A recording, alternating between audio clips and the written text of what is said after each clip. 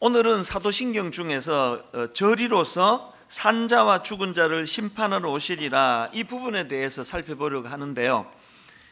저는 그 사도신경 중에 성자 예수님과 관련된 신앙 고백이 이렇게 마무리되는 게 참 의미가 있다고 생각을 합니다. 왜냐하니까 저리로서, 이거 거기로부터거든요. 거기로부터, 어디로부터입니까? 보좌에 계신 주님께서 거기로부터 다시 오시겠다, 이 약속의 말씀으로 그 신앙 고백이 마무리된다는 게 왜 의미가 있습니까? 사실은 신앙생활은 기다림입니다. 신앙생활은 현실 만족이 아닙니다. 기다림이에요. 이 성경이 말하는 핵심 중의 핵심이 바로 이 기다림의 문제거든요. 여러분 다 아시지만 창세기가 어떻게 말씀을 시작합니까? 맨 처음에 성경이 창세기 1장 태초에 하나님이 천지를 창조하시니라, 성경이 창조주 되시는 하나님을 선포하는 것으로 그렇게 성경이 시작이 되고요. 그래서 쭉 열거되다가 성경의 맨 마지막이 요한계시록 22장 20절, 이것들을 증언하시니가 이르시되 내가 진실로 속히 오리라 하시거늘 아멘 주 예수여 오시옵소서. 성경이 이렇게 마무리된다는 게 뭘 의미하겠습니까? 성경은 우리에게 신앙이라는 건 기다리는 거다, 현실 만족이 아닙니다. 여기서부터 혼란이 많이 생기는 거 아닙니까? 내 봉사를 많이 했으니까 현찰로 갚아주시겠지? 아니 내가 이렇게 봉사를 많이 했는데 왜 이 복이 없지? 이게 기다림의 문제를 모르셔서 그렇습니다. 이거는요, 우리 다음 세대 자녀들이 참 안쓰러운 것과 좀 맥락이 있다는 것 같습니다. 저는 우리 아들, 딸 세대가 참 안쓰럽거든요. 너무나 유혹이 많은, 중독이 많은 시대를 살아가는 것도 안쓰럽고요. 그 중에서 난 제일 안쓰러운 게 우리 자녀 세대들은요, 이 기다림의 미학이라 그래, 기다림의 즐거움을 모르는 세대예요. 사실 저희 세대들은 다 아시지만 우리는 진짜 힘들었습니다. 보릿고개, 그리고 결핍, 이 밥도 마음껏 못 먹을 정도였으니까요. 늘 우리는 그 결핍이 많았는데, 그런데 제가 그 어린 시절을 떠올려보고 또 제 아들을 보면은 제 아들 세대가 진짜 놓치고 있는 게 하나 있는데요, 그 기다림의 즐거움을 모른다는 겁니다. 참 우리 어릴 때를 생각하면은 온 나라가 다 가난하니까 가난한 게 부끄럽고 창피하고 이런 거 이전에 엄청 불편했습니다. 그리고 너무 뭐를 먹고 싶은데, 과자도 먹고 싶고 간식도 먹고 싶은데 그런 게 없으니까요, 한 9월 달쯤 되면은 크리스마스를 기다리는 거 아닙니까? 주님 오심을 열망해서 그런 거 아니고요. 하여튼 크리스마스 되면은 새벽송도 돌고, 새벽송 돌면은 성도들 가정에서 이 과자를, 지금 생각하니까 그 불량품이 엄청 많았습니다. 그 과자를 이만큼씩 이렇게 넣어주면은 신나가지고 그냥 한 보따리 들고, 그리고는 이제 새벽송 다 끝나면은 아침에 한 7시, 8시 교회 모여가지고 이 과자 나누는 거, 애들 위주로 그렇게 다 나누어 주셔가지고 이만큼 받아가지고 너무 행복하니까 여름 방학 지나면서부터 크리스마스가 기다려지는 거예요. 이 크리스마스 때 또 어떤 또 맛있는 걸 내가 먹을 수 있을까?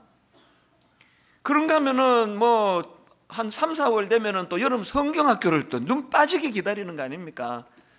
성경을 알고 싶어서 그런 거 아닙니다. 여름 성경학교 하면은 교회에서 매일 간식도 주고 사탕도 주고 또 게임도 하고, 눈 감고는 이 수박 깨트리게 해가지고 깨트리면 이니 다 먹으라 그러고 이러니까 봄부터 기다리는 거예요. 빨리 성경학교가 왜 안 열리느냐고. 그런가 하면 진짜 기다렸던 건 추석하고 또 설날 아닙니까? 그때 옷을 사주시니까, 추석에 옷을 사면은 거의 내년 추석까지 입도록 해야 되니까 3번 접어가지고, 지금 생각하면은 완전히 그 짱구같이 해갖고 그렇게 옷을 바지도 3번씩 접고 그렇게 입었는데, 지금도 잊혀지지 않습니다. 왕자표 운동화, 추석 선물로 왕자표 운동화를 신고 견딜 수 없어가지고 온 동네를 숨이 턱까지 차도록 달리면서 난 왕자표 신발 새로 샀다고, 그래서 이 왕자표를 신으면 왕자가 되는 줄 알았습니다. 그러니까 추석도 손꼽아 기다리고, 더 기다리는 건 설날. 세배하면은 어른들이 한 20원씩 주시니까 허리가 휘도록 사실 그 세배해봐야 요즘 애들 하루 용돈도 안 되는 돈인데요. 그렇게 기다려지는 거예요. 제가 우리 어릴 때를 생각해 보면은 이게 막 그저 불행하고 우울하고 이런 게 아니에요. 늘 뭔가를 기다리고 그 조그만한 거 얻고도 너무 행복해하고 그 왕자표 운동화 아까워가지고 뭐 한동안은 또 안 신자 바로 사자마자 안 신습니다. 그거 막 선반에 올려놓고 그런데도 너무 행복했거든요. 그거 비해가지고 우리 자녀들 세대를 보면은요 기다림이 없습니다. 바로바로 다 얻으니까요. 여름 성경학교 하나도 안 기다립니다. 교회에서 주는 간식보다 자기 엄마가 사주는 게 훨씬 맛있는데 뭐하러 교회 간식 기다리겠냐고요. 근데 이상한 건 요즘 애들보다 우리가 더 행복했던 거 아닙니까? 어제도 우리 아들 지금 대학교 들어가가지고 뭔가 고뇌에 쳐가지고 인생이 힘들다 막 그러고 그래서 내가 야 참 이제 이상하다 그랬어. 다 누리면서 뭐가 그렇게 막 고뇌에 찬 얼굴을 하고 있는지 모르겠습니다. 이 기다림의 즐거움 이런 거거든요. 신앙생활도 마찬가지입니다. 저는 사도행전이 그 방금 읽은 오늘 본문으로 사도행전의 문을 여는 게 굉장히 의미가 있다고 생각을 합니다. 오늘 본문에서 전하고 싶은 메시지는 1장 11절이라 생각하는데요. 사도행전 1장 11절을 보십시오. 이르되 갈릴리 사람들아 어찌하여 서서 하늘을 쳐다보느냐. 너희 가운데서 하늘로 올려지신 이 예수는 하늘로 가심을 본 그대로 오시리라 하였느니라. 그 기다림을 메시지를 던져주시는 거 아닙니까? 사도행전은요 사도들의 놀라운 역사, 사도들의 일, 수많은 그 행했던 일들을 기록해서 사도행전인데, 그리고 그 배후에 성령님이 역사하셨다 그래서 사도행전의 별명이 성령행전입니다. 그러나 저는 제 나름대로 별명을 하나 더 붙여보는데요, 사도행전은 기다림의 행전이에요. 바로 1장에서 모든 사역이 시작하기 전에 그 사모하는 주님을 향해 하늘을 쳐다보는 제자들에게 이 예수님은 하늘로 가신 그대로 오시리라 하였느니라, 이 말씀이 선포되었기 때문에 설레이는 마음으로 그 사랑하는 주님, 사모하는 주님을 다시 만나게 될 것이라는 그 소망을 가지고 달려갔기 때문에 제가 이 사도행전은 기다림 행전이다. 여러분, 오늘 여러분을 그렇게 지치게 만드는 건 요인이 어디에 있다고 생각하십니까?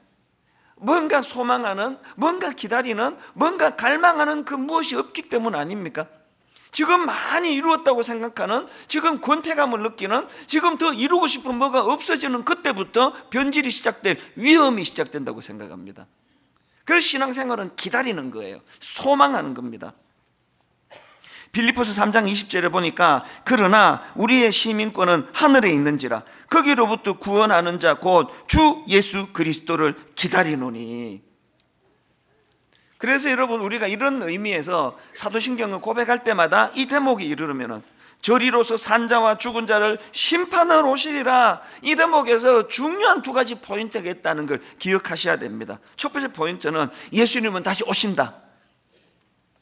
두 번째 포인트는 오시는데 심판주로 오신다. 심판하러 오신다. 이 약속을 늘 되뇌이면서 사도신경을 통해 그 주님의 약속을 저는 신뢰합니다. 저는 믿습니다. 그것을 인식합니다. 이 고백이 사도신경에 담겨 있는 거거든요.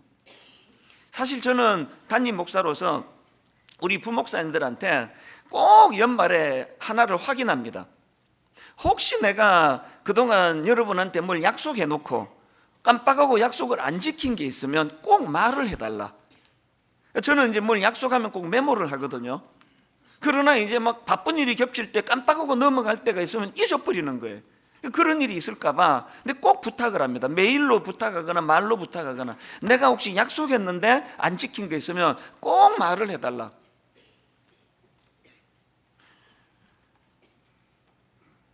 죄성을 가진 인간 지도자도요, 자기가 약속한 걸 지키려고 이렇게 애를 쓴다고 한다면 하물며 주님께서 더더군다나 뭐 이렇게 슬쩍 한 번 약속한 게 아니잖아요.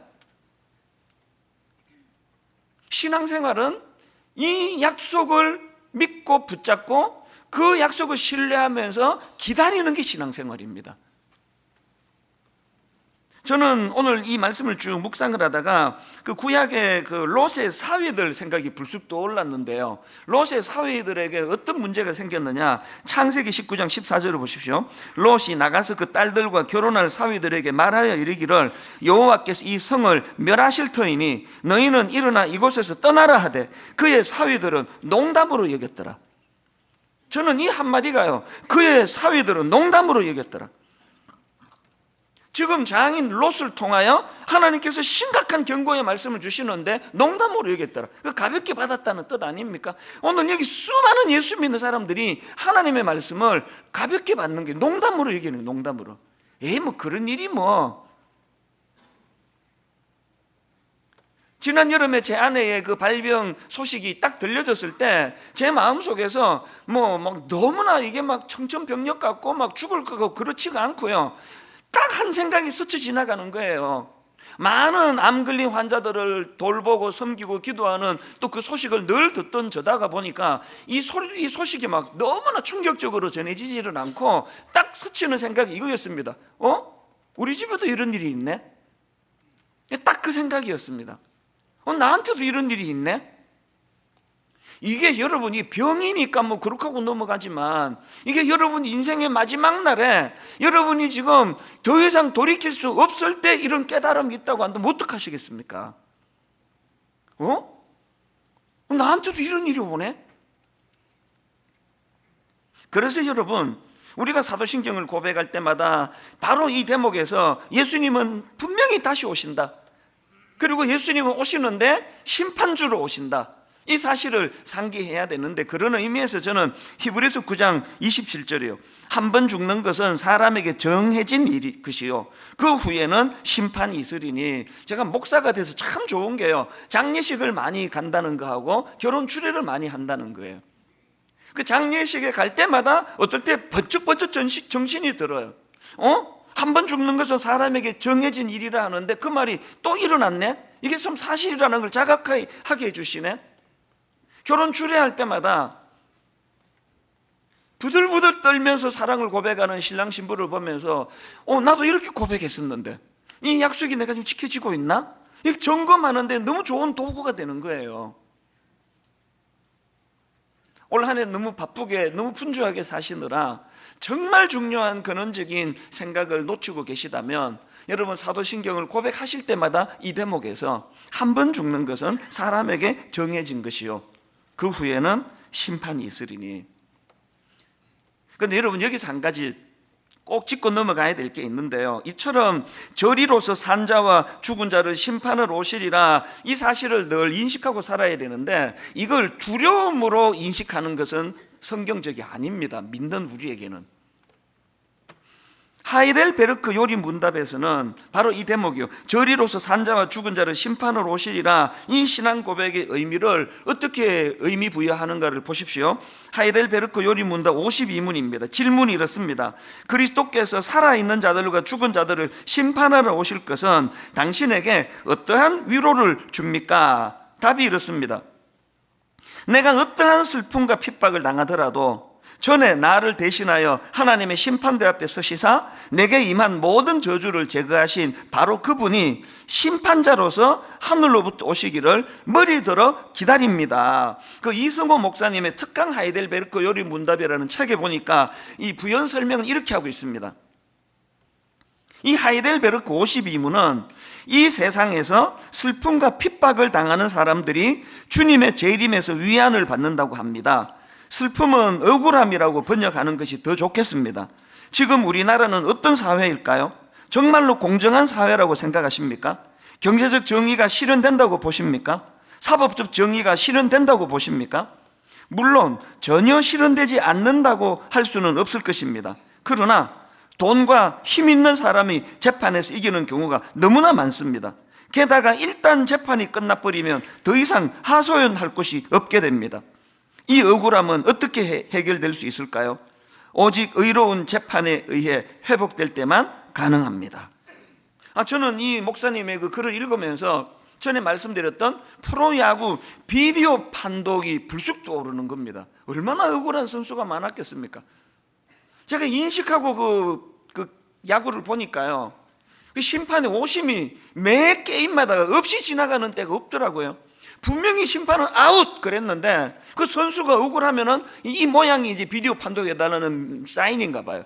그 이렇게 사인을 하면은 심판이 어디 들어가 가지고 이제 끼고 정밀하게 그걸 분석하는데요. 제가 놀라는 게 심판이 아웃했는데 사실은 세이프가 굉장히 많더라고요. 그 볼 때마다 이거 없을 때 운동했던 선수들이 얼마나 억울했겠냐고요. 자기가 잘못 판정하면은 이렇게 창피당한다는 것을 인식하고 심판 보는데도 오심이 이렇게 많은데 자기가 해버리면 그거로 끝일 때는 얼마나 더 오심이 많았겠냐고요. 누가 예수님의 다시 오심을 기다린다고요? 사람들이 해가지고 억울하게 평가를 당하고 하느라고 했는데 오해받아가지고 눈물을 흘리게 만드는 그런 일들이 있을 때마다 이 땅에서 그것을 바르게 펴려고도 애를 써야 되지만 우리는 다시 오실 예수 그리스도, 그분이 심판주로 오실 때 그분은 결단코 이렇게 잘못 판정하는 일이 없으실 분이라는 것, 이 사실을 인식하고 있는 사람들이 주님의 다시 오심을 기다린다는 겁니다. 저는 신앙은 기다림이라고 그렇게 말씀을 드리면서 저는 이제 이 사도신경 이 부분을 묵상을 하면서 예수님의 재림과 관련해 가지고 두 가지 지침을 좀 나누고 싶습니다. 사실 이 지침은 제가 오래전부터 개인적으로 가지고 있는 지침이기도 한데요. 여러분, 예수님의 재림과 관련해서 첫 번째 지침이 뭐냐? 하나는 두 번째 지침 중에요. 하나는 나 자신을 위한 지침이고 또 하나는 이웃에 대한 지침인데, 첫 번째로 나 자신에 대한 지침이 뭐냐? 주님의 심판이 나의 삶의 기준이 되게 하자. 이게 저의 지침이에요. 아까 말씀드렸잖아요. 사람은 외모를 보거니와 나 여호와는 중심을 보신다.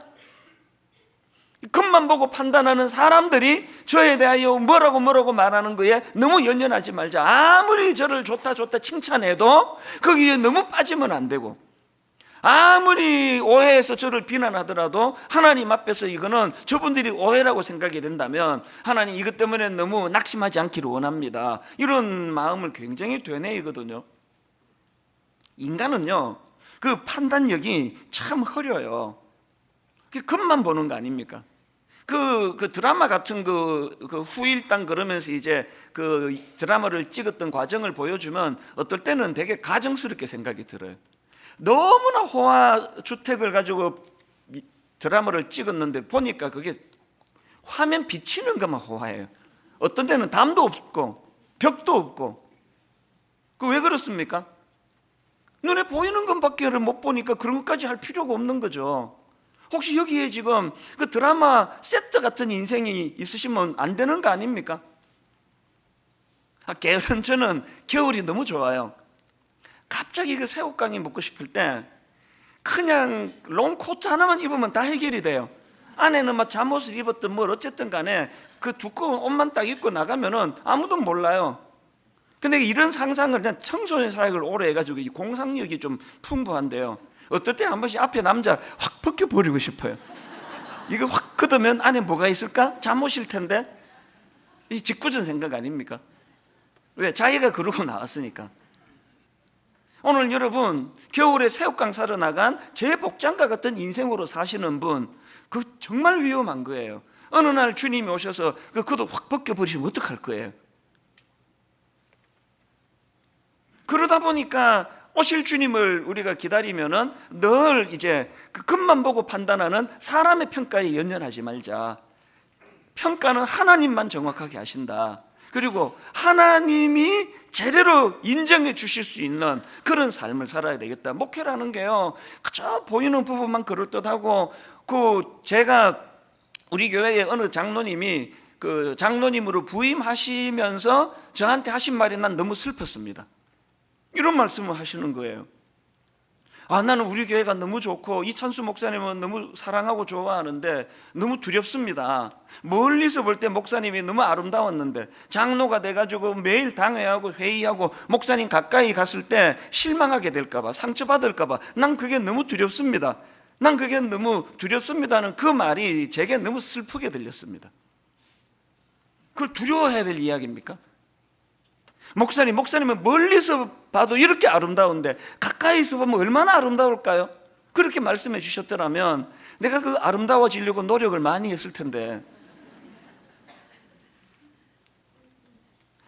여러분, 우리 모두가 다 예수님은 반드시 다시 오신다, 예수님은 심판주로 오신다, 그 사실을 인식한다면 나 자신에 대해서는 어떻게 해야 됩니까? 주님의 심판, 이것이 내 삶의 기준이 되도록 해야 된다. 언젠가 주님 앞에 섰을 때 너무나 위선적인, 그 부끄럽게 짝이 없는 그런 모습으로 서서는 안 된다. 이걸 늘 인식하고 살아야 된다는 겁니다. 이걸 저는 그 꿈 넘어 꿈이라는 표현으로 설명할 수 있다고 생각을 하는데요. 그래서 지난 금요일입니다.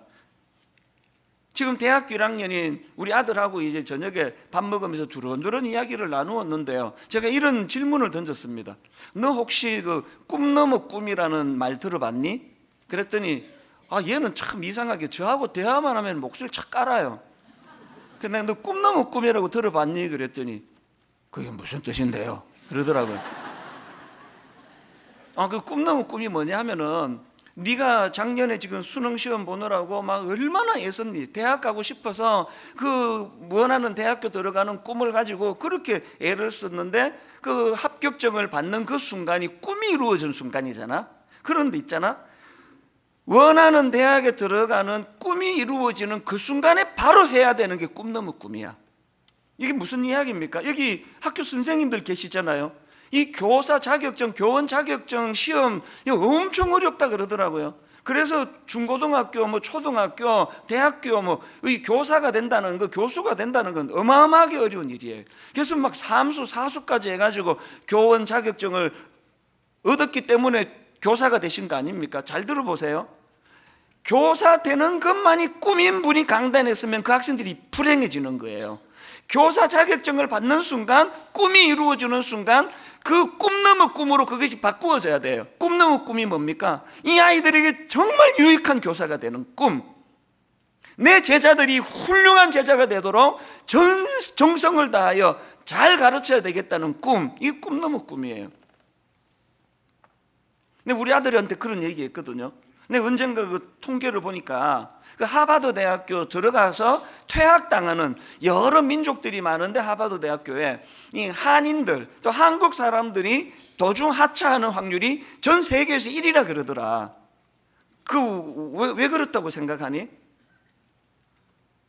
하버드 대학교 입학하는 꿈만 꿨기 때문에 합격하고 나니까 이룰 꿈이 없으니까 네가 그렇게 될까 봐 아빠는 늘 염려가 돼. 꿈 넘어 꿈. 우리나라 정치가 왜 가슴이 아픕니까? 국회의원 당선되는 꿈만 갖고 있기 때문에 국회의원 당선만 되면 태도가 달라지는 정치가들을 꽤 많이 봤거든요. 저한테 선거 때 얼마나 많이 다녀가는지 아십니까? 그렇게 겸손한 분들을 난 만나기가 어려워요.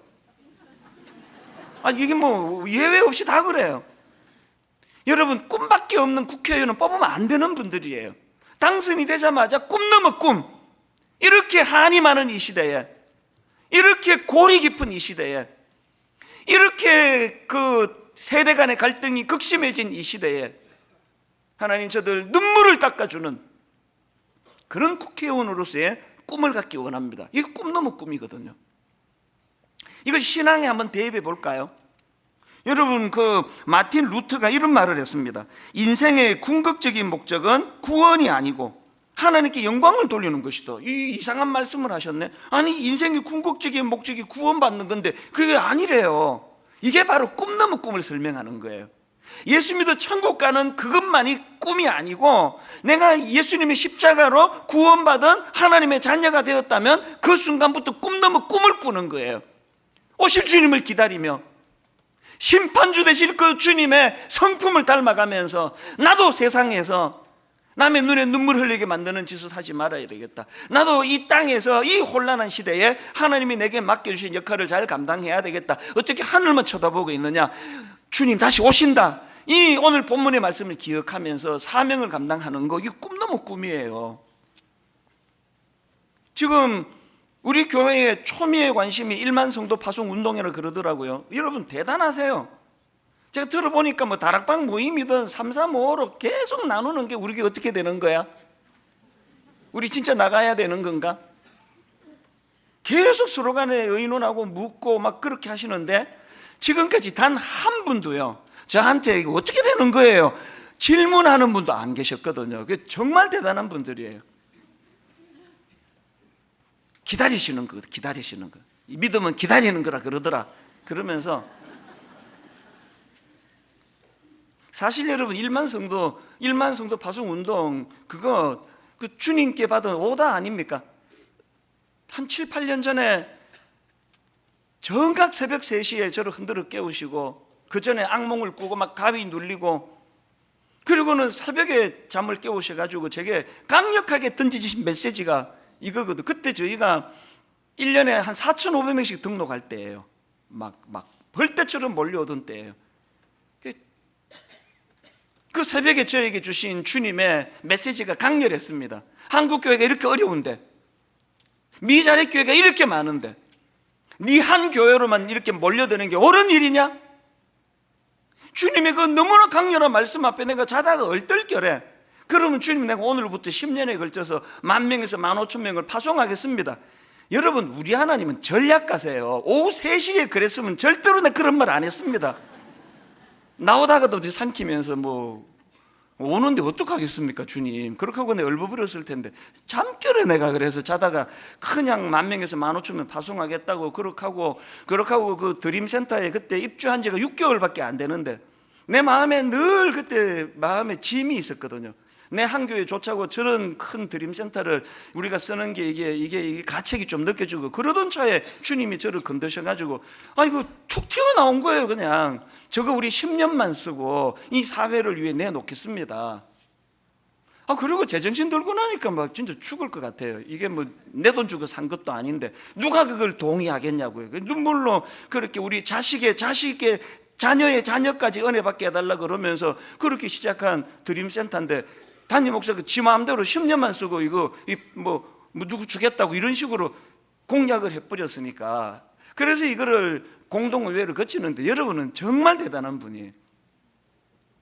97%가 찬성해 주셨잖아요. 저는 새벽 3시에 하나님의 작전에 휘말려가지고 얼떨결에 했지만 여러분은 그 새벽 3시도 아닌데 무슨 생각으로 그 찬성해 주셨습니까? 그게 꿈 넘은 꿈이거든요. 내 한 교회 잘 되는 건 내 한 교회 키우는 게 꿈이라면 그건 타락한 교회예요. 교회가 하나님의 은혜를 주시면 그게 꿈 넘은 꿈으로 바뀌어야 되는 거 아닙니까? 근데 아무리 생각을 해도 공동회의까지 다 찬성해 주시고 막 거부해 주시면 쫓겨나고 끝날 텐데 다 막 찬성하고 그래서 그때부터 제가 지금까지 발 뻗고 잠을 자기가 어려운 거예요. 아무리 생각해도 이게 될 것 같지가 않은 거예요. 10,000명에서 15,000명은 무슨 수로 내보냅니까? 이게 뭐 창고에 들어있는 물건이라서 뭐 요거는 저 집에 요거는 이 집에 뭐 그러겠다지만 제가 뭐 성도들이 이게 뭐 물건도 아니고 지난 수년 동안을 너무나 마음고생하면서 기도하면서 대안을 찾고 그랬는데요. 우리 하나님은 여기 제가 뭐 어떻게 될지 뭐 어떻게 할지도 모르지만 중심은 딱 하나였습니다. 종은 주님께 한 약속은 지켜야 된다. 그 하나였습니다. 종은 주님께 한 약속 지켜야 된다. 그러면서 우리 장로님들하고 머리를 맞대고 또 전문가들을 만나 자문을 구하고 여기까지 왔는데 여러분 상상을 초월하는 대안을 주시는 거예요. 막 너무너무 가슴이 벅찬 겁니다. 이제 뭐 늦어도 내년 상반기에 모든 걸 다 이제 오픈할 수 있게 준비가 다 거의 다 돼 갑니다. 가평 우리 마을도 마찬가지예요. 그 연로하신 할머니 권사님이 그 자기 인생의 결정체, 눈물의 결정체, 땀과 수고의 결정체 42억 원을 그 통장을 갖고 와서 이거 장애인 또 유익한 데 좀 써달라고 갖고 오셨는데 그 소식을 듣고 또 다른 우리 여기 집사님이 그 소식을 들으시고 그럼 나는 땅을 2만 평 내놓겠다. 그래서 가평이 시작이 됐는데요. 지난 한 4, 5년 동안 이것 때문에 내가 막 진짜 힘들었습니다. 이거 뭐 준다고 넙죽 받아가지고 그냥 우리 우리 교회 수양관처럼 지어갖고는 안 될 거 아닙니까? 나중에 보고 그 땅 기증하신 분이 나 이거 땅 기증한 거 후회가 된다고 이렇게 되면 어떻게 되겠냐고요. 그래서 너무너무 긴 시간을 이거를 하려니 이게 안 되고 이거를 하려니 저게 저촉이 되고 그런 시간을 가슴 졸이는 시간을 가졌는데 여러분 이제 가평우리 마을 이거 완벽한 놀라운 계획이 만들어진 거예요. 수많은 분들이 머리를 맞대고 고민해가지고 이제 가평우리 마을은 뭐 글쎄요 한 달 안으로 다 발표가 다 될 것 같아요. 다 다듬어져 갑니다. 에이, 지금 말해주지 이런 표정인데요. 조금만 다듬으시면 됩니다.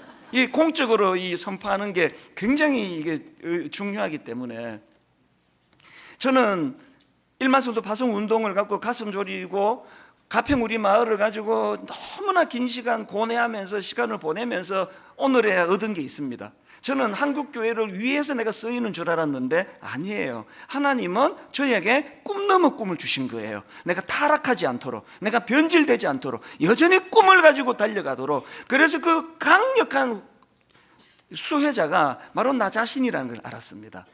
다시 말씀드립니다. 신앙은 기다림이에요. 신앙은 꿈 넘어 꿈을 가지고 달려가는 겁니다. 오늘 저와 여러분이 오실 주님을 대망하면서 꿈 넘어 꿈을 가지고 달려가는 믿음의 형제 자매님 되시기를 바랍니다. 그런가 하면 두 번째로, 첫째가 그 나 자신에 대해서는 그 주님의 심판이 내 삶의 기준이 되게 해달라는 그 꿈 넘어 꿈이 우리에게 필요한 지침이라면, 두 번째는 이웃에 대해 가지고 어설픈 심판자 되려고 하지 말라. 이게 저의 지침이에요. 여러분, 우리가 왜 타인들에 대하여 심판자 노릇하는 게 어설픈 일이에요? 우리는 말씀드렸잖아요. 사람은 외모를 보는 자들이니까요. 껍데기만 보니까요. 그래서 자기 포장도 잘하고 막 그렇게 그냥 외모를 얘기하는 게 아니라 그 정신적으로 영적으로 화장만 잘하는 사람을 좋게 볼 수밖에 없는 이런 우리이기 때문에, 이런 우둔한 우리가 어떤 기준으로 남을 함부로 비판하고 정죄하겠습니까? 아니, 그 외모밖에 못 보는 우리가 도대체 무슨 확신으로 그렇게 남에 대하여 확신을 가지고 말로 그 사람을 정죄하는지 난 도대체 알 수가 없습니다. 더군다나 여러분, 베드로전서 4장에 보면은요, 말세에 믿는 자들이 해야 될 두 가지 지침을 주시거든요. 이대로 지키고 있는지 한번 살펴보십시오. 베드로전서 4장 7절을 보십시오. 만물의 마지막이 가까웠으니, 이게 지금 말세를 얘기하는 거 아닙니까? 이게 오늘 딱 우리 시대 아닙니까? 만물의 마지막이 가까이 왔으니 그러므로 너희는 정신을 차리고 그 다음에 근신하여 기도하라. 정신 차리는 건 기도하는 거예요. 마지막 때 우리가 해야 되는 건 기도하는 게 기도하는 거. 이게 첫 번째 지침이고요. 그 다음 두 번째 지침을 보시겠습니까? 바로 그 다음 베드로전서 4장 8절입니다. 앞에서 그러므로 너희는 정신을 차리고 근신하여 기도하라. 그리고 8절에서 무엇보다도 뜨겁게 서로 사랑할지니, 무엇보다도 뜨겁게 서로 사랑할지니 사랑은 허다한 죄를 덮느니라. 말세의 두 번째 지침이 뜨겁게 서로 사랑하는 거래요. 어디까지? 상대방의 허물이 덮여질 때까지. 오늘 분당 우리 교회나 한국 교회가 치명적인 게 이거라고 생각을 해요. 기도도 안 할 분들은, 기도한다는 사람들도 서로 뜨겁게 정죄할지니가 아닙니다. 나 기도 많이 하는 사람이에요. 그러면서 정죄하잖아요. 나 기도하니까 성령님 이렇게 말씀하시던데요. 집사님 회개하세요. 그렇게 말하는 그 사람이 회개해야 되는 거예요. 여러분, 말세에 뜨겁게 사랑하라는, 뜨겁게 사랑하는데 상대방이 허물이 없는 사람을 사랑하는 게 아니라 명백히 문제가 있는 사람이에요. 문제가 있는 그 사람의 허물이 덮어질 때까지 사랑하라는 거예요. 이 말씀으로 오늘 한국교회를 조명해 보시면 가슴이 아플 뿐이에요. 최근에 제가 어떤 책 소개하는 글을 읽다가 그 문장 하나를 발견하고 거기에 필이 꽂혀버렸습니다. 딱 문장 하나예요. 내용을 들어보세요. 심리학자 해리 할로는 그의 저서에서 사는 법을 배우기 전에 사랑하는 법을 배워야 한다라고 말했다. 사는 법을 배우기 전에 사랑하는 법을 배워야 한다라고 말했다. 사는 법을 배우기 전에 사랑하는 법을 배워야 한다고 말했다. 여러분, 여기 교회 중직자가 되기 전에 사랑하는 법을 먼저 배우시기를 바랍니다. 신학교 가기 전에 사랑하는 법을 먼저 배워야 강단에서 사랑의 선포가 이루어지는 거예요. 사랑하는 법을 배우지 못한 사람이 강단에서 떠들어대면 그 강단이 울분과 저주의, 제가 그런 케이스에 해당되지 않을까 늘 두려운 거예요. 결혼하기 전에 사랑하는 법부터 배우세요. 사랑하는 법을 배우지 않고 결혼한 남자를 만나면 그 아내는 죽을 고생을 하는 거 아닙니까? 사랑하는 법이 뭔지 모르고 결혼한 아내를 만나면 남편들은 그 위축됨 이유로 말로 다 못하는 거 아닙니까? 아들 낳기 전에 사랑하는 법을 배우세요. 맨날 너 아빠가 너 사랑해서 하는 말인데 그렇게 이야기하지만 그 아빠가 사랑하는 법을 배우지 못하고 사랑을 전하면은 그 아이에게 너무나 큰 상처가 되는 걸 다 아실 거예요. 여러분, 말세가 되면 기도하고 또 그 상대방의 허물이 덮여질 때까지 서로 사랑하라는 이 지침이 이루어지고 있습니까? 요한복음 13장 1절, 유월절 전에 예수께서 자기가 세상을 떠나 아버지께로 돌아가실 때가 이른 줄을 아시고, 그 다음 보세요. 세상에 있는 자기 사람들을 사랑하시되 끝까지 사랑하시. 뭘 배워야 된다고 말세요? 예수께서 세상에 있는 자기 사람들을 사랑하시되 끝까지 사랑하시니라. 결론은 이렇게 맺기 원합니다. 지난 한 주 동안에 그 90년대의 그 코미디 기억나시는지 모르겠는데 개그맨 두 사람이 나와가지고요, 뭐 이렇게 주거니 받거니 하다가 첫 번째 멘트가 이거예요. 아마 그 90년대 다 아실 거예요. 그렇게 심한 말을? 그 기억나시죠, 그죠? 이상하게 제가 오래 잊고 있었는데 지난 한 주 내내 이게 계속 이게 제스처까지 뭐라고 말하면 그렇게 심한 말을? 그리고 그 옆에 코미디언이 이제 뭐 왜 그렇게 한지에 대해서 뭐라고 설명해 주면은 그 다음 말 다 아시죠? 그렇게 깊은 뜻이? 우리는요 그 껍데기밖에 몰라가지고 사람들에 대해서 정절을 너무 잘해. 그렇게 심한 짓을? 그렇게 심한 말을? 그렇게 조그마한 내용을 알고 보면은 그렇게 깊은 뜻이 있는데 이 그렇게 심한 말을? 영안이 열려 뜨겁게 사랑하라는 주님의 말씀이 들어오면요, 그렇게 심한 말이보다 그렇게 깊은 뜻이 이렇게 고백하는 게 훨씬 많습니다. 부부간에 어느 말이 더 많으세요? 부부간에 그렇게 심한 짓을? 아이들에게 그렇게 심한 행동을? 근데 계속 오늘 아침에도 막 계속 이게 막 제스처까지 생각이 나가지고 그렇게 심한 말을? 그렇게 깊은 뜻이? 오늘 말씀은 이거 다 같이 해보고 마치도록 하겠습니다. 두 가지 지침을 기억하십시오. 나 자신에 대해서는 내 기준은 주님의 심판이에요. 사람의 뭐라 하는데 우쭐하지도 말고 위축되지도 마십시오. 주님만 나를 평가하신다. 이웃에 대해서는 어설픈 심판자가 되지 말자. 내 생각에 이게 이 사람 틀렸다 싶어도 그건 내가 겉만 보고 하는 것이다. 그렇게 깊은 뜻이 있을지 어떻게 아느냐. 오늘 이 찬양을 같이 부르고 말씀을 마무리하기 원합니다. 요즘 이 찬양이 참 자주 되뇌어지는데요. 주님 다시 오실 때까지 나는 이 길을 가리라. 그 다음 보니까 좁은 문, 좁은 길, 나의 십자가 지고, 이게 꿈 넘어 꿈 아닙니까? 가사를 생각하시면서 오늘 말씀을 기억하시면서 한번 이 찬양 같이 불러보기 원합니다. 주님 다시 오실 때까지, 주님 다시 오실 때 나는 이 길을 가리라. 나는 이 길을 가리라. 좁은 문, 좁은 길, 힘든 사명의 길이지만 꿈 넘어 꿈, 나의 십자가 지고, 나의 가는 이 길 끝에서 나는 주님을 보리라.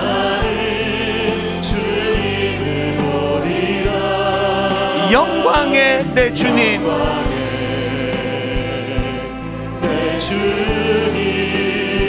나를 맞아주시니 다시 오실 주님을 우리가 사모합니다. 기대합니다. 주님 다시 오실 때까지 나는 일어나 달려가리라.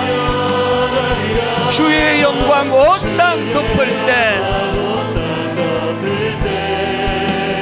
나는 일어나 노래하리.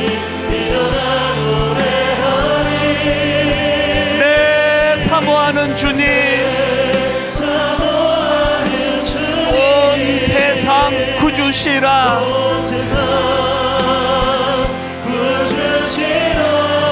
내 사모하는 주님, 영광의 왕이시라. 우리 다시 한번 가사를 기억하시면서 주님 다시 오실 때까지 이렇게 선포하십시오. 나는 이 길을 가리라. 꿈 넘어 꿈을 가지고 좁은 문, 좁은 길, 나의 십자가 지고 나의 가는 이 길 끝에서 나는 주님을 보리라. 영광의 내 주님,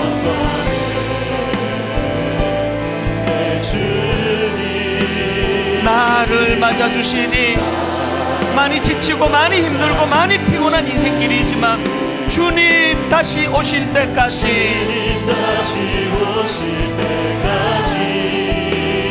나는 일어나 달려가리라. 주의 영광 온 땅 덮을 때 나는 일어나 노래하리.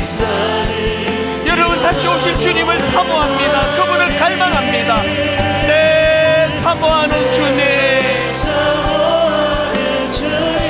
온 세상 구주시라. 내 사모하는 주님, 영광의 왕이시라. 우리 다 자리에서 일어나셔서 후렴부터 다시 한번 고백합니다. 주님 다시 오실 때까지 나는 일어나 달려가리라. 주의 영광 온 땅 덮을 때 나는 일어나 노래하리. 내 사모하는 주님, 온 세상 구주시라. 내 사모하는 주님, 영광의 왕이시라. 영광의 왕이시라.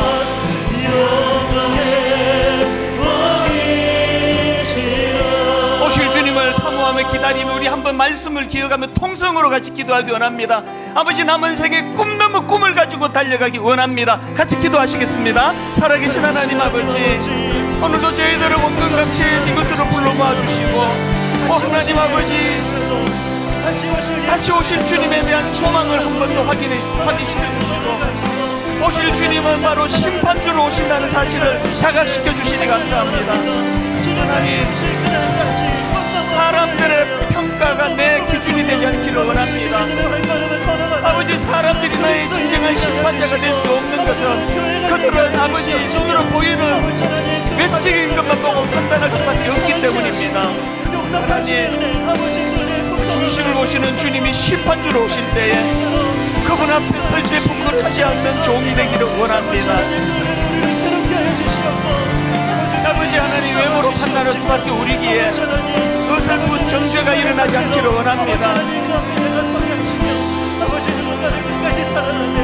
오늘 이 말씀을 가지고 다시 한번 힘을 얻어 달려가도록 주님이 인도하여 주시옵소서. 그 은혜로 십자가를 인도하여 주시옵소서. 사명을 향해 달려가게 하여 주시옵소서. 하나님 아버지, 세상은 점점 삭막해지고 서로가 서로를 미워하고 원망하고 분노하며 서로를 향하여 비난의 손가락질이 난무하는 이 시대에 오늘 다시 한번 각성하고 말세에 우리가 어떻게 살아야 할지를 가르쳐 주시니 감사합니다. 주님 앞에 기도하며